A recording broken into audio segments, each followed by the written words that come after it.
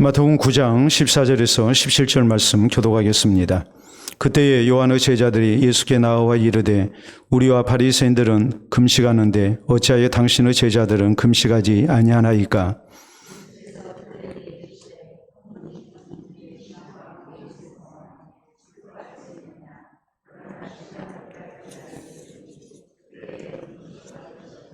생배 조각을 낡은 옷에 붙이는 자가 없나니 이는 기운 것이 그 옷을 당기어 헤어짐이 더하게 됨이요.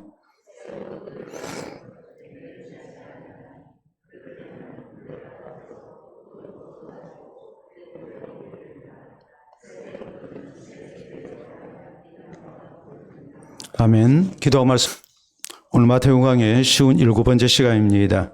우리가 일반적으로 얘기할 때 편견이라는 것을 굉장히 주의하고 또 우리가 조심해야 할 그런 모습으로 이렇게 얘기를 합니다. 편견이 뭐겠습니까? 한쪽으로 치우친 그런 시각, 또 어떤 주장, 이런 것을 우리가 편견이라고 이렇게 얘기를 하죠. 자기 기준으로 모든 것을 논단을 하는 겁니다. 이런 사람들은 자기가 틀릴 수 있다는 것을 전혀 생각하지 않습니다. 그리고 나와 다르면 틀렸다고 얘기를 합니다. 다름과 틀린 것은 분명히 차이가 있는 것이죠. 나하고 다를 뿐이지 그 사람이 틀린 것은 아니고, 또 우리가 다르게 얘기한다면 어떤 경우 내가 틀릴 수도 있다는 것을 우리가 생각해야 되는데, 그런 것을 전혀 생각하지 아니하고 내 생각과 다르면 저 사람은 틀렸다, 이런 식으로 주장을 합니다. 세상에서 제일 무서운 편견이 뭘까?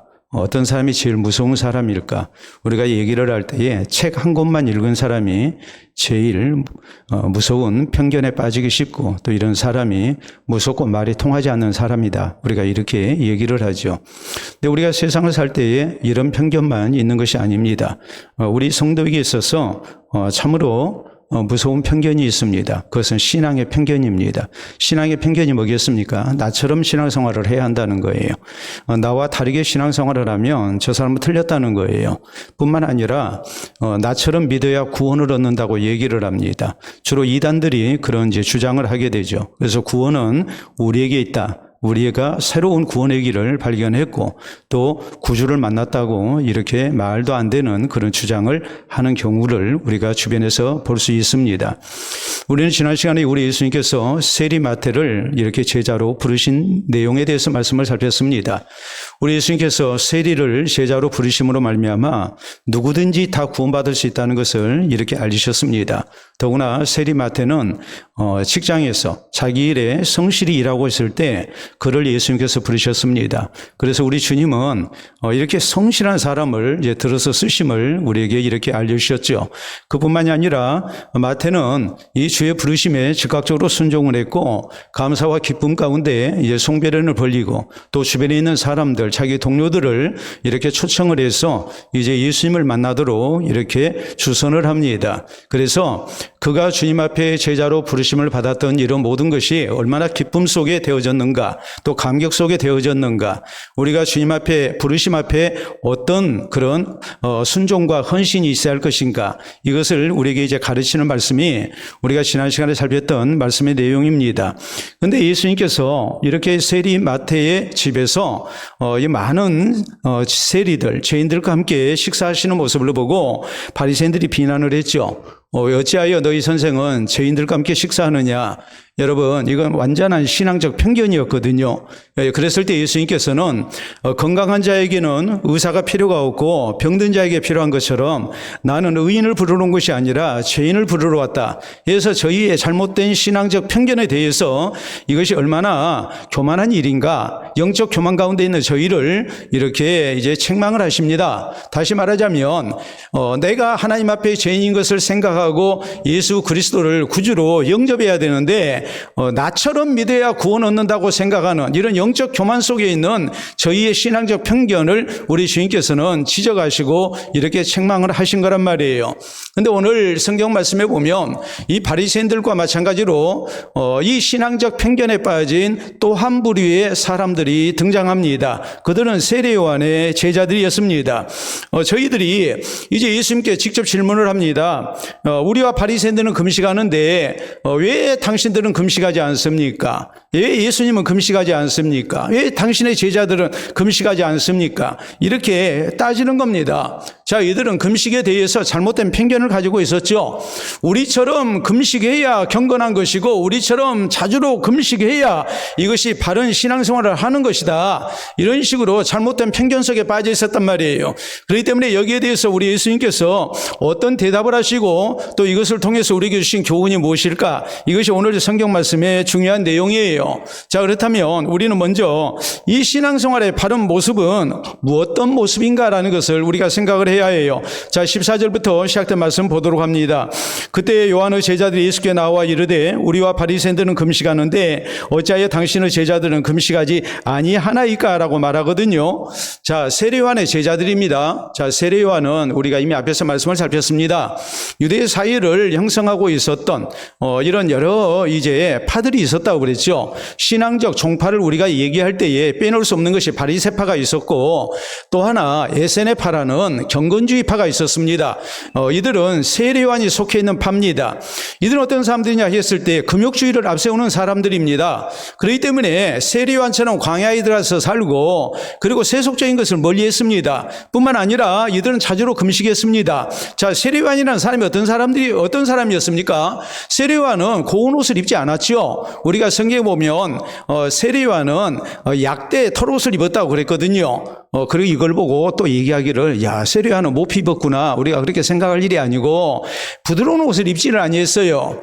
그냥 자연인으로 산 사람이에요. 거기에다가 메뚜기와 석청을 먹었다고 그랬어요. 이 말의 의미는 광야에서 얻을 수 있는 최소한의 음식을 가지고 그는 금욕주의적인 생활을 했다는 것을 의미를 해요. 그러니까 자주로 금식을 하죠. 세속화를 피한 가운데 광야에서 생활한 아주 경건주의파, 이들이 바로 에세네파, 세례요한의 파였습니다. 자, 그렇기 때문에 세례요한의 제자들도 자연스럽게 이런 경건주의를 따르게 됐고 이들도 금욕주의를 따르게 됐으니까 자연히 금식을 많이 하게 됐죠. 여러분 한번 생각을 해보세요. 이 세례요한의 제자들은 몸집이 좋았겠습니까? 아니면 아주 마른 사람들이었겠습니까? 상당히 말랐겠죠. 그럴 수밖에 없지 않겠습니까? 왜냐하면 금식을 자주 했기 때문에 광야 생활을 하면서 거기에서 얻어지는 최소한의 음식으로 목숨을 연명했기 때문에 이들은 상당히 이렇게 피골이 상접한 모습으로 생활했을 거라고 우리가 충분히 추측이 가능하거든요. 근데 지금 세례요한의 제자들이 예수님께 직접 질문을 하는 거예요. 자, 우리가 지난 시간에 말씀을 살폈을 때 바리새인들은 예수님께 직접 질문을 못했습니다. 직접 질문을 못한 이유는 두 가지예요. 첫째는 예수님이 지금 세리 마태의 초청 가운데 죄인들과 자기들이 볼 때 죄인들과 같이 식사 자리에 있어요. 근데 바리새인들의 엄격한 규율 가운데 하나가 뭐냐면 죄인의 집에 들어가면 안 됩니다. 그러면 내가 부정을 타는 거예요. 그러니까 예수님께 직접적으로 질문을 못했습니다. 대신에 예수님의 제자들에게 질문을 하는 겁니다.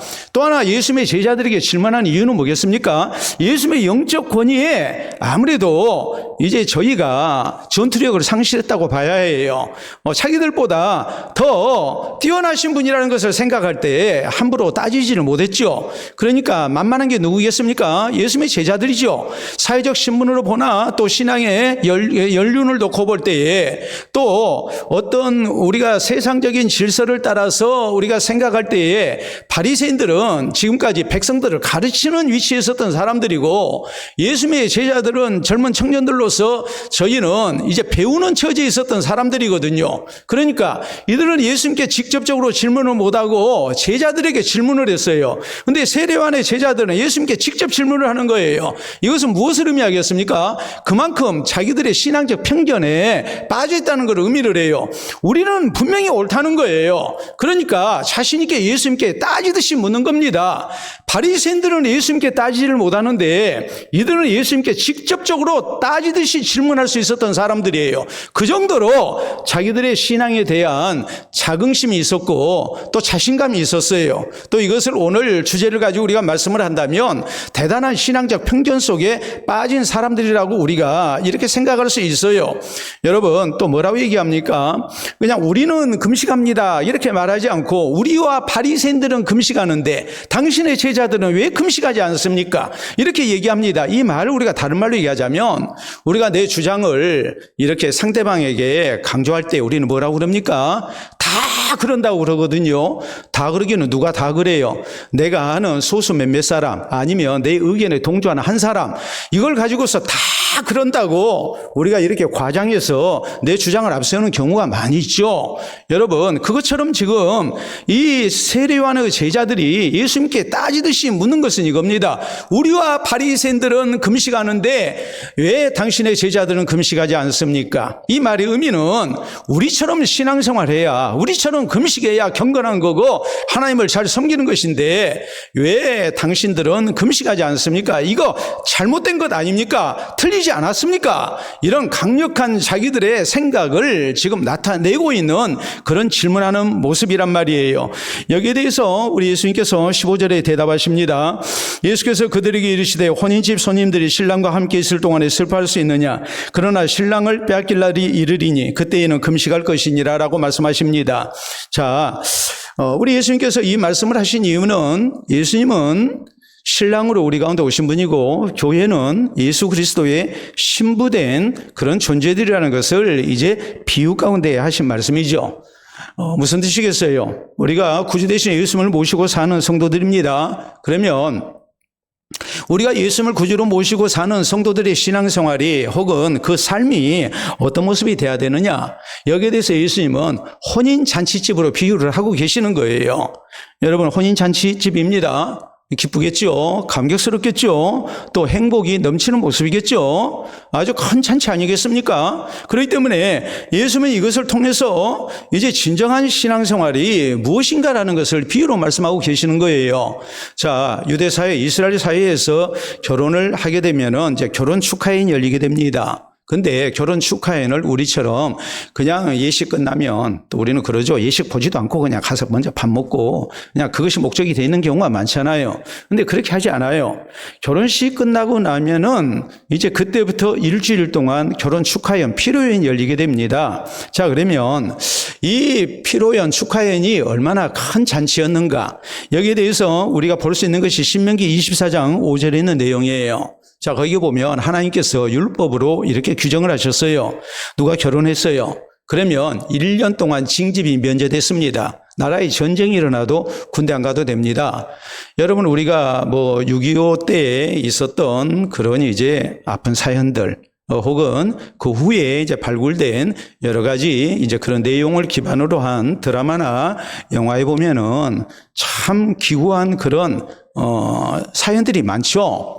결혼한 지 일주일밖에 안 됐는데, 이렇게 징집이 돼가지고 전쟁터로 가서 돌아오지 못했다. 혹은 아이를 낳아가지고 아이가 이제 겨우 한 서너 살 부모 말귀를 알아듣는 그 정도가 됐는데 아빠 곧 올 테니까 엄마 말씀 잘 듣고 있어라 하고서 아빠가 전쟁터로 가셨는데 그 길로 돌아오지 못했습니다. 이런 사연들 우리가 많이 들을 수 있지 않겠습니까? 근데 이스라엘 사회에서는 결혼하면 1년 동안 신혼의 기간 동안에는 나라의 전쟁이 일어나도 징집이 면제가 됐습니다.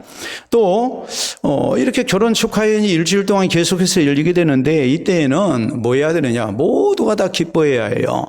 결혼 축하회가 열리는 기간 동안에는 이스라엘 백성들 국가적 금식일이 있음에도 불구하고 그때에 금식 안 해도 됐어요. 그러니까 이 결혼 축하연이 얼마나 대단한 잔치인가라는 것을 말할 수 있거든요. 그 이유가 뭐겠어요? 여러분, 신랑과 신부가 결혼식을 올렸습니다. 그거 축하하러 왔습니다. 그러면 그 결혼 축하연에 참석한 사람들은 단순히 축의금을 많이 냈다고 해서 이게 축하가 되는 게 아니고 신랑 신부의 이 결혼을 축하하면서 함께 기뻐하고 즐거워하는 것이 마땅한 도리죠. 이것이 예의지 않겠습니까? 또 공동체를 이룬 사람들의 마땅한 도리지 않겠습니까? 근데 이렇게 기쁜 잔치 석상에서 혼자 우울한 표정으로 있고 혼자 인상 찌푸리고 앉아 있다면 그건 분위기 깨는 사람 아니겠습니까? 이건 예의도 없는 것이고 잘못된 행동이죠. 그러니까 우리 예수님께서 자, 결혼 축하인이 열리게 되면 모두가 다 기뻐하지 않느냐?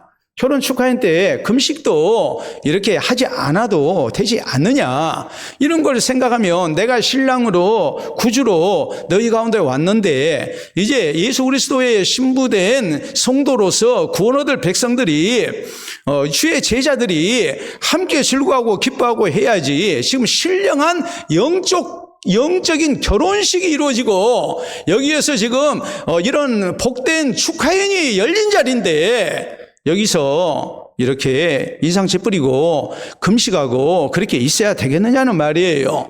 여러분, 그렇다면 여기서 우리가 예수님의 교훈에 이 속뜻이 무엇인가를 잘 생각해야 합니다. 여러분, 어떤 사람이 바른 신앙생활을 하고 있는 모습일까요? 우리가 예수님을 구주로 믿은 성도로서 우리가 어떻게 신앙생활을 해야 우리가 바르게 신앙생활하는 모습일까요? 분명하지 않습니까? 예수님과 함께 기뻐하고 우리가 감사하고 또 행복해하는 성도가 돼야죠. 물론 울 수도 있어요. 하나님의 말씀을 들으면서 우리가 울 수도 있습니다. 기도하면서 울 수 있습니다. 나의 죄 때문에 울 수 있습니다. 혹은 답답한 현실의 문제 때문에 우리가 울 수 있습니다. 그러나 전반적으로 예수 그리스도를 구주로 믿고 구원이 약속된, 또 하나님의 사랑이 약속된, 하나님의 도우시는 은혜가 약속된 하나님의 백성이라면 우리의 평생의 신앙생활의 모습이 어떻게 정의가 돼야 되느냐라는 거예요. 교회 생활이, 신앙생활이 어떤 모습이 돼야 되느냐는 거예요. 항상 우리가 징징 짜고 울면서 신앙생활을 해야 합니까? 근심 걱정 속에서 신앙생활을 해야 합니까? 아니면 구원의 감격 속에서, 기쁨 속에서 우리가 하나님을 찬양하고 우리가 감사하면서 우리가 기뻐하면서 살아야 합니까? 이걸 지금 예수님께서는 말씀을 하고 계시는 거예요. 여러분, 다윗은 여호와의 언약궤를 다윗성에 모시고 난 다음에 기뻐서 춤을 췄습니다. 속옷이 흘러내리는 것도 모르고 옷이 풀어진 것도 모르고 그는 기뻐서 춤췄어요. 근데 그의 아내 미갈이 이스라엘의 왕께서 이렇게 채신머리 없이 왜 그렇게 춤을 추셨습니까? 하고 핀잔을 주죠. 그때 다윗이 뭐라고 그럽니까? 내가 이보다 더 천하게 보여도 낮아지게 보여도 나는 이 하나님의 은혜에 감사하고 춤출 것이다고 그냥 묵살을 해버리죠. 여러분, 느헤미야서 8장 8절 이하에 보면 이스라엘 백성들이 하나님의 말씀을 듣고 웁니다. 왜요? 안식일 날 하나님 앞에 예배를 드리면서 에스라 선지자를 통해서 하나님의 말씀을 듣습니다. 그랬더니 자기들의 죄가 생각이 났어요.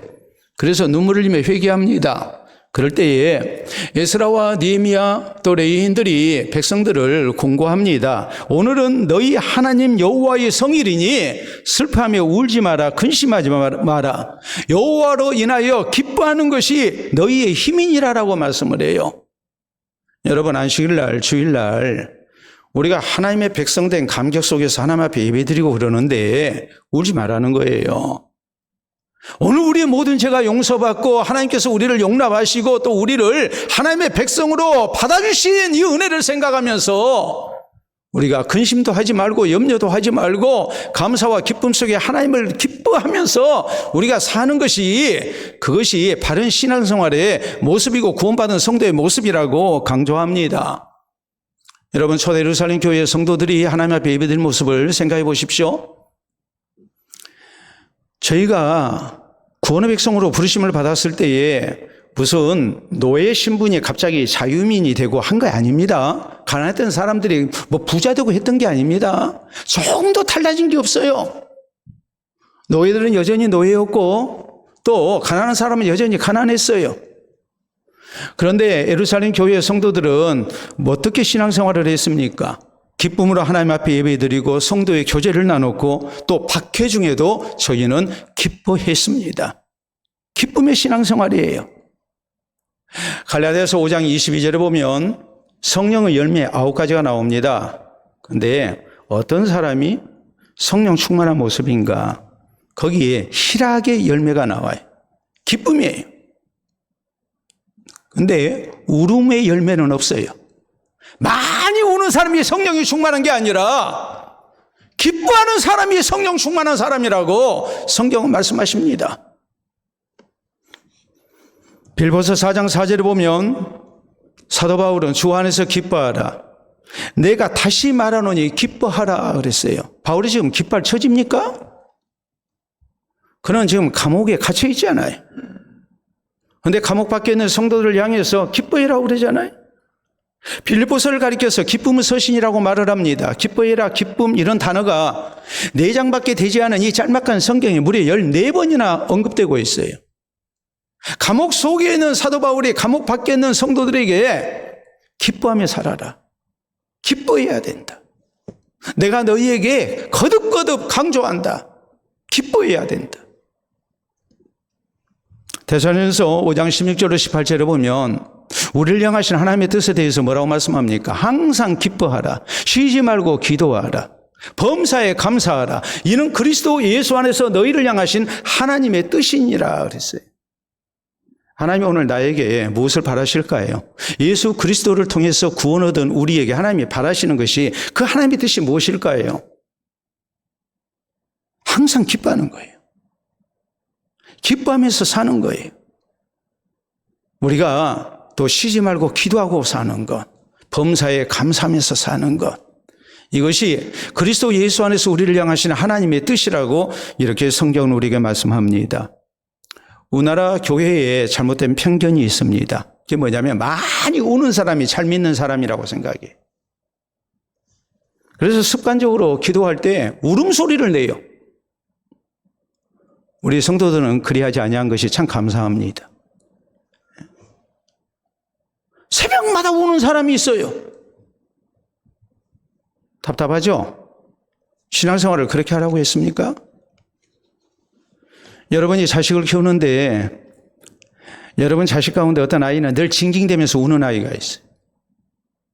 무슨 일에 밤낮 불평하고 인상 쓰고 있고 그리고 떼에나 쓰고 그런 자식이 이쁘겠습니까? 아니면 형편이 좀 어려워도 불평하지 않고 늘 감사하면서 생글생글 웃으면서 그러면서 부모님의 은혜에 감사하고 또 부모님한테 무엇을 구할 때도 여유 있는 마음을 가지고 울지 않고 웃으면서 부모님께 자기의 필요를 이렇게 구하는 아이가 이쁘겠습니까?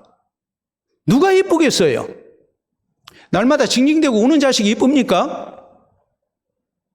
아니면 웃으면서 행복한 모습으로 내가 좋은 부모님 만나서 이렇게 살고 있는 것이 감사한 모습으로 기뻐하면서 사는 자식이 예쁩니까? 답은 정해졌잖아요. 하나님께서 우리를 구원하셨을 때도 마찬가지예요. 우리에게 베푸신 하나님의 은혜가 얼마나 큽니까? 예수 그리스도 안에서 구원의 자녀를 삼으셨습니다. 하나님께서 때마다 일마다 우리와 같이 하시고 도와주시겠다고 약속하십니다. 아무것도 염려하지 말라고 하나님의 뜻대로만 살아라고. 그러면 하나님께서 분명히 붙드시고 선한 길을 인도하시는 은혜를 주시겠노라고 약속하셨습니다. 오늘 굳은 일 만나서도 이런 모든 것 궁극적으로 합력해서 선을 이루신다고 하나님 또한 약속하셨습니다. 우리가 이 땅에서 좀 고생되고 힘들게 산다 할지라도 우리가 모든 죄에서 용서받고 하나님의 자녀돼서 천국의 영생과 복락을 약속받았다면 우리가 그까짓 거 좀 힘들어도 우리가 감사하고 기뻐하고 살 수 있는 거잖아요. 그걸 생각하면 우리가 어떻게 살아야 해요? 밤낮 우리가 징징 짜고 울면서 신앙생활해야 그 삶이 잘한 겁니까? 그 삶이 은혜 있는 겁니까? 절대 아닙니다. 내게 베푸신 영육간의 하나님의 은혜, 또 하나님께서 내게 약속하신 그 하나님의 놀라운 은혜를, 약속을 우리가 생각하면서 우리는 늘 하나님 앞에 감사하고 우리는 늘 기뻐하면서 사는 성도가 돼야 됩니다. 성도의 신앙생활은 초상집의 신앙생활이 아닙니다. 우리 성도의 신앙생활은 혼인집의 신앙생활이 돼야 됩니다. 이 모습으로 우리가 늘 기뻐하고 감사하고 사는 가운데 우리 하나님의 은혜에 우리가 진실되게 반응하고 주께 영광을 돌려드리고 또 주님께서 더욱 사랑하시는 건강한 신앙생활이, 바른 신앙생활이 우리에게 있기를 바랍니다. 두 번째 우리가 생각해야 할 것은, 그러면 항상 기뻐하고 웃고만 살아야 되느냐? 우리 예수님이 그렇게 말씀하셨습니까? 너희는 절대 금식해서는 안 된다. 우리 예수님이 그렇게 말씀하셨습니까? 금식할 때 금식하라는 거예요. 습관적으로 형식적으로 금식하지 말고 금식을 해야 할 때 금식을 하라는 거예요. 자, 거기 15절에 있는 말씀 다시 봅니다. 예수께서 그들에게 이르시되 혼인집 손님들이 신랑과 함께 있을 동안에 슬퍼할 수 있느냐? 그러나 신랑을 빼앗길 날이 이르리니 그때에는 금식할 것이니라 라고 이렇게 말씀을 하십니다. 자, 신랑을 빼앗길 날이 있다. 여러분, 신랑을 빼앗길 날이 언제일까? 당시에는 납치가 빈번했어요. 도적대들이 혹은 외적들이 쳐들어와 가지고 이렇게 포로로 끌어가고 또 사람을 납치해서 노예로 팔아먹고 그랬어요.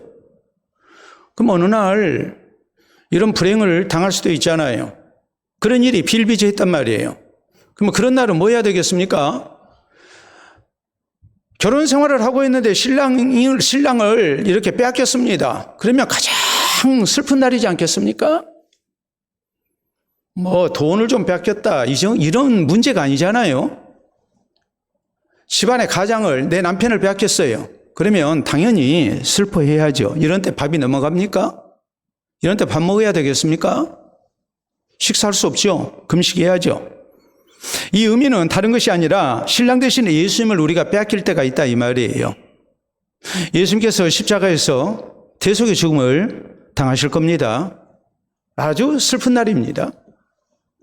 뿐만 아니라 우리의 신앙생활 속에서 우리가 예수님을 빼앗길 때가 있어요. 잃어버릴 때가 있어요. 나의 믿음을 상실하고 우리가 죄짓고 우리의 신앙이 퇴보된 그런 날을 우리가 맞이할 때가 있어요.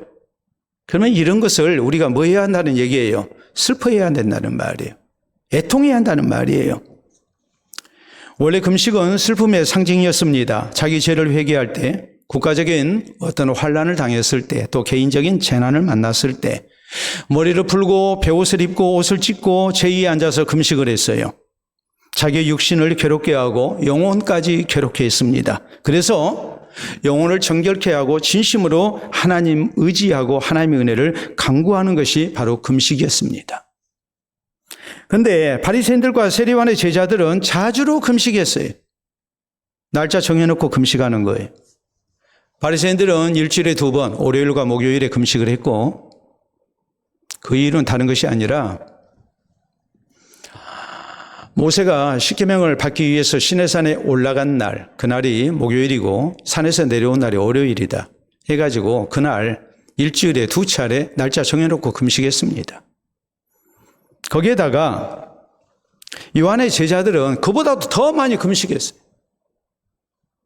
아까 말씀드렸죠. 광야 생활을 하다 보니까 먹을 것이 있다고 그랬어요? 없다고 그랬어요? 없죠.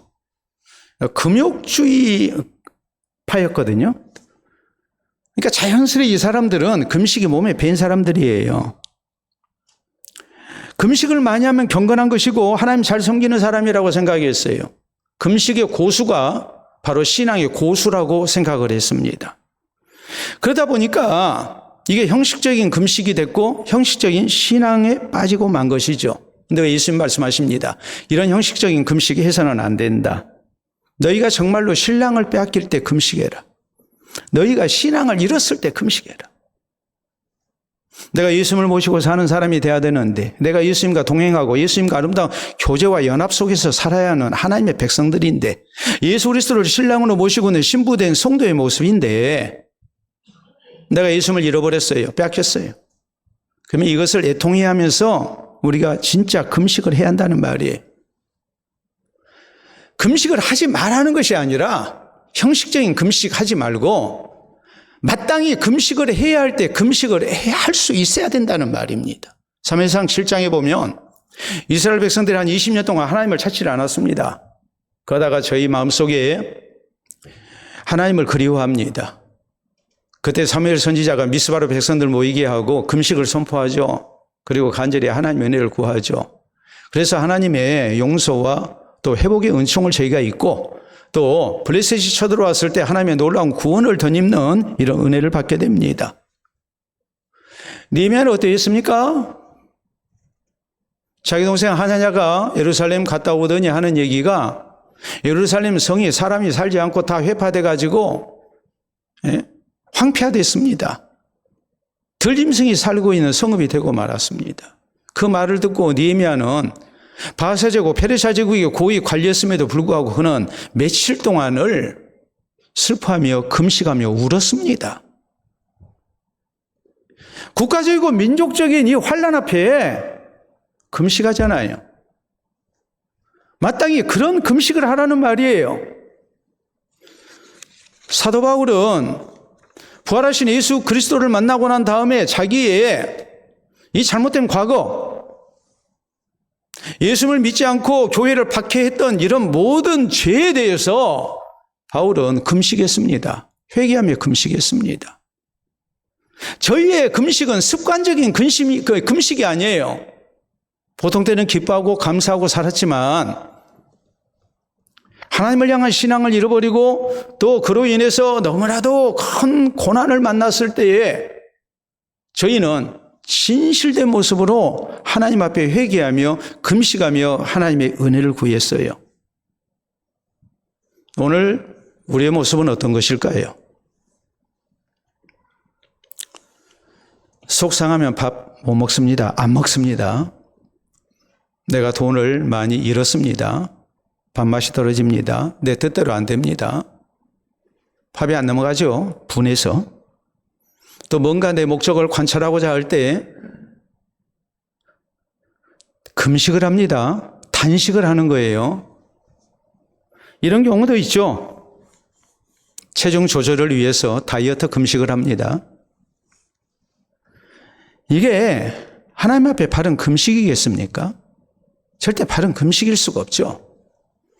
그런데 예수님을 잃고서는, 신앙을 잃고서는 우리가 금식을 안 해요. 정말 내가 처해 있는 형편을 보니까 하나님 은혜 아니고는 살 길이 없는데 그때는 우리가 금식을 안 해요. 물론 그럴수록 건강을 챙기고 밥 잘 먹고 힘내서 사는 것도 우리가 필요합니다. 그러나 한 번쯤은 우리가 진실된 금식 속에 하나님 앞에 간절히 살려달라고 구하는 자세도 우리에게 있어야죠. 그게 불신자와 신앙인의 차이죠. 내가 오늘 어려운 일을 만났는데 그냥 기운이 쭉 빠져가지고 그냥 살 의욕을 잃고 그래가지고 밥도 못 먹고 그냥 자리 펴고 누워서 그냥 끙끙 앓고 있으면 되겠습니까? 그럴수록 밥 챙겨 먹고 건강 챙기고 해서 힘내서 살아야 된다고, 용기 잃으면 안 된다고 이렇게 얘기하죠. 이건 세상이 말하는 삶의 자세예요. 고난 앞에서의 자세예요. 우리 그리스도인의 자세는 어떻게 해야 되겠습니까? 우리가 어떤 모습으로 하나님을 찾아야 되겠습니까? 목숨 걸고 하나님 은혜 아니면 나 못 삽니다. 하나님 나 좀 살려주세요 하고서 우리가 금식하며 하나님 은혜를 구해야지 않겠습니까? 여러분 역대하 20장에 모압과 암몬과 마온 족속들이 연합해서 유다 땅에 쳐들어왔을 때 여호사밧이 백성들 성전에 모이게 하고 남녀노소 모이게 하고 난 다음에 금식을 선포했다고 그랬어요. 여호와 이 많은 무리를 우리가 물리칠 능력이 없고 어떻게 할 방법도 알지 못합니다. 우리가 오직 주만 바라봅니다 하면서 남녀노소 모두가 금식했습니다. 어린 아이들까지 다 금식을 시켰어요. 니느웨 백성들은 하나님의 구원을, 자비를, 긍휼을 호소할 때 저희는 뭐합니까? 가축들까지 다 금식하게 했습니다. 그러면서 하나님의 용서를 구했어요. 그러니까 하나님이 살려주시죠. 스펄전 목사님은 이런 말씀을 했습니다. 마른 눈으로는 천국 갈 수 없다 그랬어요.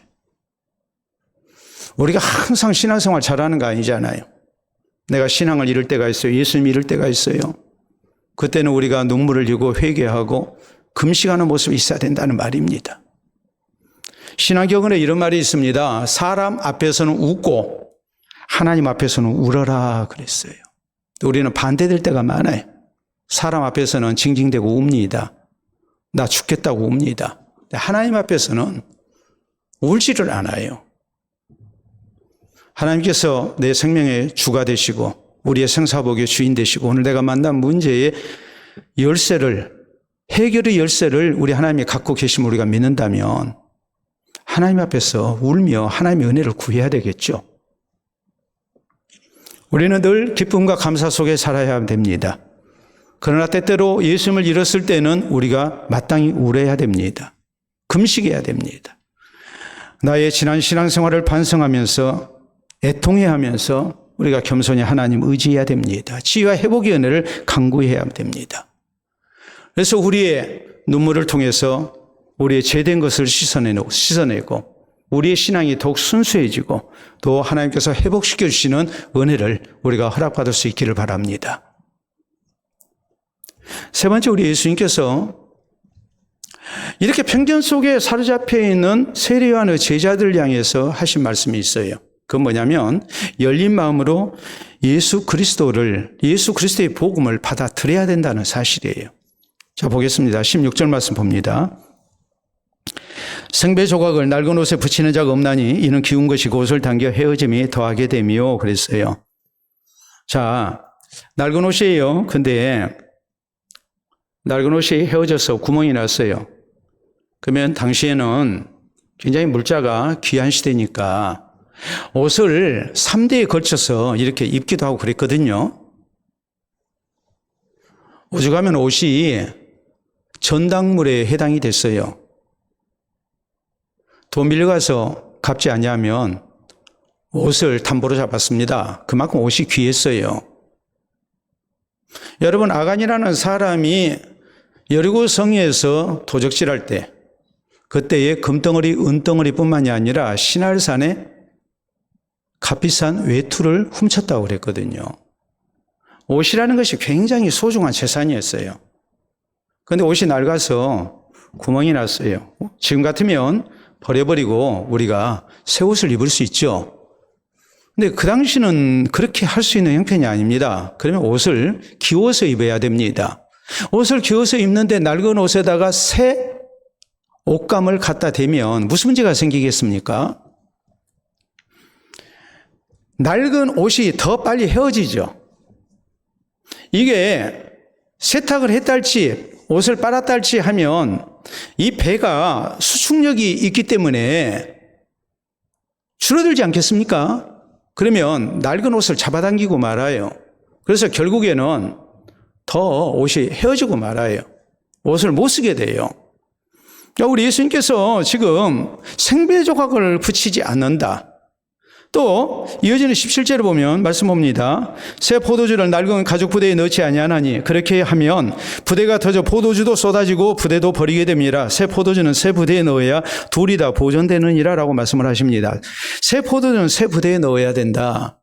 여러분, 포도주는 시간이 지나면 이게 발효가 됩니다. 발효가 된다는 것은 부피가 팽창한다는 것을 얘기하죠.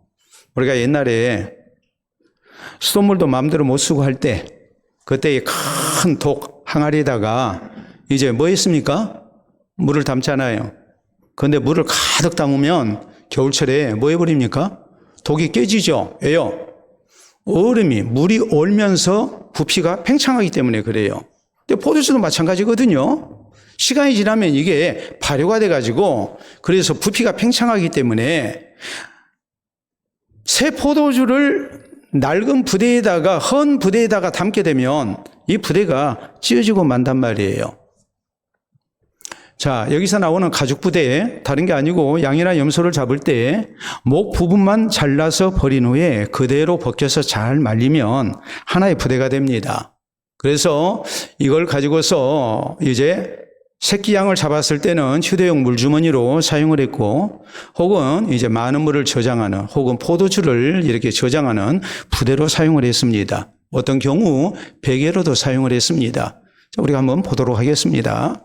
자, 여러분 보시게 되면 저게 양이나 염소를 잡아가지고 이제 이렇게 벗겨낸 거거든요. 가죽이에요. 양처럼 보입니까? 양 가죽 벗겨낸 것처럼 보여요? 그렇게 보이죠? 또 다음 사진 보겠습니다. 자, 저렇게 이제 매달아 놓은 거예요. 또 다음 사진 볼까요? 저런 식으로 해서 안에 담겨져 있는 이제 포도주를 이렇게 꺼내서 먹어요. 또 다음 보겠습니다. 저건 이제 그림으로 저렇게 이제 표현을 한 거예요. 저렇게 이제 담는 거예요. 자, 다음 사진 볼까요? 이건 이제 휴대용 물주머니예요. 저런 주머니 우리가 보기도 하죠. 등산 다니시고 하는 분들 보면 옛날부터 이제 저런 식의 그런 휴대용 물주머니를 사용을 했어요. 가죽 주머니. 다음 사진 보도록 하겠습니다.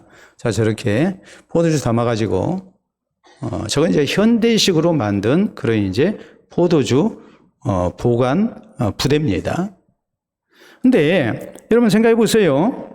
저걸, 새 포도주를 낡은 부대에다가 담게 되면 낡은 부대는 이제 팽창할 때로 팽창이 돼가지고 더 이상 팽창하지 않습니다. 근데 거기다가 가득 채워놨다 해보세요. 새 포도주를 가득 채워놓으면 이게 팽창하면서 그게 터져버리는 거예요. 그러니까 예수님께서 하시는 말씀이 새 포도주는 새 부대에 담아야 된다. 무슨 의미겠어요? 지금 바리새인들이나 세례요한의 제자들이나 오직 잘못된 신앙적 편견에 의해서 자기들 생각만 옳은 거예요. 잘못된 전통 혹은 율법주의 신앙 혹은 형식적인 이런 신앙에 빠져가지고 지금 자기들이 옳다고 생각하고 이렇게 믿어야 바른 신앙생활이고 구원받는다고 지금 생각하고 있는 거예요. 예수님 말씀하시는 겁니다. 그거 아니다. 내가 하나님의 구원과 하나님의 놀라운 은혜를 가지고 이제 이 땅 가운데 왔다 이 말이에요. 그러니까 예수 그리스도의 복음을 우리가 열린 마음으로 받아들여야 된다는 것을 지금 강조를 하고 있는 거예요. 신앙적 편견 속에 빠져가지고 예수 그리스도의 이 복음을 거절하고 예수님을 거절하는 그런 우를 범하지 말라는 거예요. 우리 예수님께서 산상수훈을 통해서 강조하신 게 그거죠. 너희는 이러이러하라고 들었으나 나는 너희에게 이르노니라고 말씀합니다. 지금까지 너희가 이렇게 들어왔지만 내가 너희에게 이른 하나님의 교훈을 너희가 잘 듣고 이제는 이렇게 신앙생활을 해야 된다. 우리 지금 그렇게 강조하시죠. 자, 사도행전 17장에 베레아 교인들이 나옵니다. 베레아 교인들에 대해서 성경은 뭐라고 그랬습니까? 베레아 교인들은 마음이 너그러운 사람들이었다. 원문의 의미로 우리가 해석을 하자면 영어 성경에서는 오픈 마인드라고 번역이 됐어요. 열린 마음의 사람들이었다. 예수 그리스도의 복음을 들었을 때에 저희가 잘못된 신앙적 편견 속에서 거절한 게 아니라 받아들인 거예요. 그래서 구원 얻는 백성들이 됐어요. 초대 우리나라 교회는 열린 마음으로 새 시대 새 문물을 받아들였습니다. 단발령이 공포됐을 때 교회가 앞장서서 머리를 잘랐습니다. 양복을 입었습니다. 뿐만 아니라 신교육을 받았습니다. 여성 해방에 앞장섰습니다. 신분 차별에 앞장을 섰습니다. 사람 취급도 받지 못하던 백정이 교회 안에서 지도자가 되는 장로가 되는 도저히 상상할 수 없는 일들이 일어났어요. 양반과 백정이 천민이 함께 하나님 앞에 한 형제자매로 예배를 드리는 기적적인 일들이 일어났습니다. 열린 마음으로 예수 그리스도의 복음을 받아들인 거죠. 그러니까 우리는 진리 문제가 아니면 나머지는 다 열린 마음으로 받아들여야 해요. 잘못된 고정관념이나 이런 것을 우리가 버려야 돼요.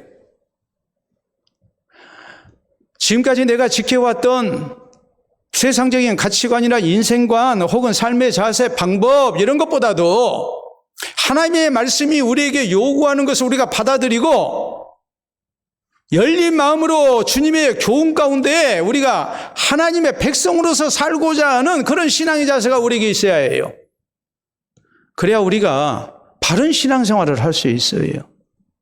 자꾸 우리나라 전통이 이러는데 이건 관습인데 이런 식으로 하다 보면 우리가 절대 신앙적인 성경적인 신앙생활을 할 수 없어요. 또 잘못된 신앙적 습관 속에 빠져가지고 우리의 신앙을 개혁을 하지를 못해요. 이것이 분명히 하나님의 말씀에 위배된 것이고 잘못된 신앙생활의 모습이고 형식적인 모습이라고 판단이 되어지면 이런 것을 우리가 과감하게 개혁을 해야 되거든요. 버려야 되거든요. 그런데 열린 마음을 갖지 못하면 우리는 바른 신앙생활을 할 수 없습니다. 예수님 말씀하십니다. 새 포도주는 새 부대에 담아야 된다. 오늘 혹시라도 우리가 하나님의 말씀을 내가 잘 받아들여야 되는데 내 잘못된 신앙적 편견 때문에 저거 아니야 하면서 하나님의 말씀을 버려버리는 다친 마음으로 신앙생활하고 있지는 않은지 우리 자신을 살피면서 우리가 늘 하나님의 말씀 앞에 나를 내놓을 수 있는 성도가 돼야 됩니다. 그래서 그 말씀을 통해서 우리의 신앙이 개혁되고 또 바른 모습으로 신앙생활하는 우리 성도들이 될 수 있기를 바랍니다. 여러분, 우리가 자주로 듣는 말 가운데 꼰대가 있습니다. 국립국어원 표준 국어 대사전에 보면 꼰대에 대해서 이렇게 설명합니다. 잘 들어보세요. 언어로 늙은이를 일컫는 말, 학생들의 언어, 선생님을 이르는 말, 그리고 설명을 이렇게 달았어요. 권위를 행사하는 어른이나 선생님을 비하하는 뜻을 담고 있다. 최근에는 기성세대 중 자신의 주장, 경험을 자신보다 지위가 낮거나 어린 사람에게 일방적으로 강요하는 사람, 이 꼰대질을 하는 사람을 꼰대라고 한다 그랬어요. 나는 꼰대입니까 아닙니까? 요새는 그래요. 젊은 친구들한테 어이 하고서 하대를 하잖아요. 꼰대라고 그럽니다. 지금은 시대가 그런 시대가 아니에요. 네. 저는 그냥 고등학생한테도 다 말 올려요. 중학생들한테도 다 말 올려요. 학교 안 들어간 애들한테도 다 말 올려요. 지금은 그래야 대접받아요. 네. 함부로 하대하면 안 돼요. 뒤돌아서서 꼰대라고 그래요. 꼰대의 유래가 어떻게 된 줄 아십니까? 프랑스 말에 콩테라는 말이 있습니다. 이 콩테라는 말은 백작이나 영주를 가리켜서 콩테라고 그랬어요. 그런데 일제강점기 때에 친일파들이 일본에 이렇게 부역하고 그래서 일본 정부에서 일본에 부역한 이런 사람들을 대우를 해줬어요. 많은 하사금을 주고 뿐만 아니라 저희에게 백작이나 후작이나 자작 같은 그런 귀족 칭호를 하사했습니다. 그래서 콩태가 된 거예요. 콩태가 됐는데 이 사람들이 난 콩태야, 난 콩태야 하면서 자기가 콩태가 된 것을 귀족이 된 것을 자랑하고 다녔거든요. 이것을 일반 백성들은 어떻게 받아들였느냐? 아주 불량한 사람이다. 비겁한 행태를 한 부역자들이다 하는 뜻에서 저희가 콩태짓을 한다 그랬어요. 이것이 변해서 꼰대짓이 된 것입니다. 그래서 나온 말이 꼰대다라고 얘기를 해요. 또 하나, 꼰대라는 말의 유래를 얘기할 때 경상도 방언에 꼰대기가 있습니다. 꼰대기는 번데기를 꼰대기라고 그럽니다. 경상도 사람들이. 그러니까 늙은 사람들, 얼굴에 주름이 많은 사람들이 번데기처럼 생겼다 해서 그래서 꼰대기라고 불렀고 이것이 꼰대가 됐다라고 얘기를 해요. 그런데 오늘날 이렇게 나이든 꼰대만 있는 게 아니라 늙은 꼰대만 있는 게 아니라 어떤 꼰대도 있습니까? 젊은 꼰대도 많습니다. 또 수포 꼰대도 있습니다. 어떤 사람들일까요? 젊은 사람이 선배 지위를 내세워서 후배에게 갑질을 하는 경우 혹은 젊은 것이 무슨 특권이나 된 것처럼 나이 든 사람들을 도무지 이해하고 배려하지 않는 사람, 이런 사람을 우리가 뭐라고 얘기하느냐? 젊은 꼰대라고 얘기합니다. 수포 꼰대라고 얘기를 합니다. 이런 꼰대 돼서는 안 되죠. 우리가 어른으로서도 꼰대가 돼서 안 되고 젊어서도 우리가 꼰대가 돼서는 안 돼요. 늙은 꼰대, 젊은 꼰대 돼서는 안 됩니다. 근데 이런 꼰대 안 돼야 하지만 오늘 우리가 잘못하면은 신앙적 꼰대가 되는 거예요. 신앙적 꼰대가 뭐겠습니까? 잘못된 편견 속에서 내 신앙생활이 최고고 내 신앙이 제일 옳고 그리고 다른 사람에 대한 이해나 배려심이 전혀 없는 모습, 함부로 비판하고 정죄하는 모습, 나처럼 믿어야 구원 얻는다고 우기는 모습, 이런 것이 다 뭐냐면 신앙적 꼰대질이에요. 바로 바리새인들이 그랬고, 그리고 세례요한의 제자들이 그랬습니다. 근데 생각하면 이것이 오늘 우리에게도 얼마든지 발견될 수 있거든요. 오늘날 이단들만 그러는 게 아니에요. 우리도 잘못하면 교회 안에서 다른 사람 함부로 비판하고 정죄합니다. 내 신앙생활이 최고라고 얘기합니다. 신앙적인 꼰대들입니다. 이걸 피하기 위해서 우리가 가져야 할 신앙의 자세가 뭐겠습니까? 늘 감사와 기쁨 속에 우리가 신앙생활을 하는 거예요. 많이 금식하고 우는 사람이 신앙생활 잘하는 것 아니라는 것 우리가 명심해야 됩니다. 한편으로 우리는 예수님을 잃었으면 울어야 됩니다. 금식해야 됩니다. 애통하고 회개하고 간절히 하나님 은혜를 구해야 됩니다. 우리의 신앙이 정결해지고 성숙되도록 우리가 더욱더 힘을 써야 됩니다. 또 열린 마음으로 하나님의 말씀을 받고 삶의 변화를 힘쓰는 성도가 돼야 돼요. 내 것만이 옳다고 단단한 껍질 속에 나를 주장하고 또 나를 나타내는 사람이 아니라 오늘 내 신앙생활을 다시 한번 돌아보면서 난 아직도 부족한 사람이고 나는 아직도 신앙이 자라나야 할 사람이고 하면서 우리는 겸손한 모습으로 주의 말씀을 잘 받고 늘 개혁을 힘쓰는 성도가 돼야 됩니다. 그래서 바른 신앙생활을 하고 하나님의 사랑을 받고 또 사람들의 인정을 받고 나중된 성도들을 바른 길로 인도하는 가운데 예수 그리스도의 복음을 전파하고 또 하나님의 나라를 아름답게 세워나가는 우리 모두가 될 수 있기를 바랍니다. 우리 함께 기도합니다. 오늘 나의 신앙생활이 행여라도 바리새적이고 또 세례요한의 제자들처럼 잘못된 편견 속에 빠져 있는 모습은 아닌가 살피면서 주신 말씀 따라 늘 감사와 기쁨 속에 신앙생활 하게 해달라고 다짐합시다. 또 우리의 하나님 앞에 나 자신을 살피며 금식을 힘쓰고 또 주님 안에서 늘 하나님의 말씀 앞에 나를 낮추고 또 고쳐나가는 그런 개혁적인 신앙생활을 할 것을 우리가 다짐할 수 있기를 바랍니다.